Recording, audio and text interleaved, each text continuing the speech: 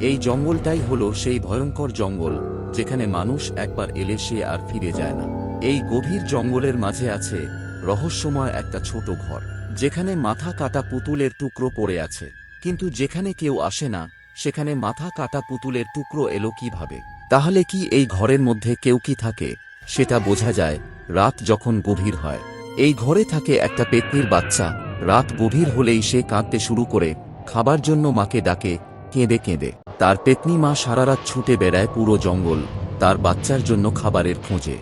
আর এই পেতনি যাকে শিকার করে, তার মাথা এই গাছের ডালে ঝুলিয়ে দেয়।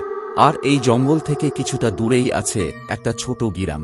এই গ্রামের মানুষজন সন্ধ্যা হলেই নিজের ঘরে ঢুকে যায়, কারণ রাত হলেই ওই পেতনি তার বাচ্চাকে মাঝে মধ্যেই জঙ্গল থেকে নিয়ে চলে আসে এই গ্রামে খাবারের খোঁজে। আর সেই রাতটা হয় গ্রামের মানুষজনের জন্য এক ভয়ঙ্কর রাত। হঠাৎ একদিন রাত্রে সবাই যখন ঘুমিয়ে গেল, গ্রামের একটা ছেলে রাহুল সেই ভয়ানক জঙ্গলের ভিতরে ঢুকতে শুরু করল। সে আস্তে আস্তে হেঁটে হেঁটে জঙ্গলের মাঝখানে পৌঁছে যায়।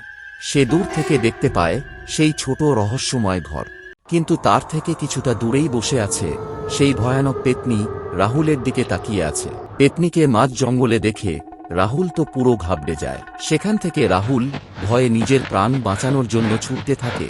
সে বুঝতে পারে এই জঙ্গল কত ভয়ানক। কিন্তু রাহুল জঙ্গলে যাওয়ার পর থেকে সে কিন্তু আর গ্রামে ফিরে আসেনি।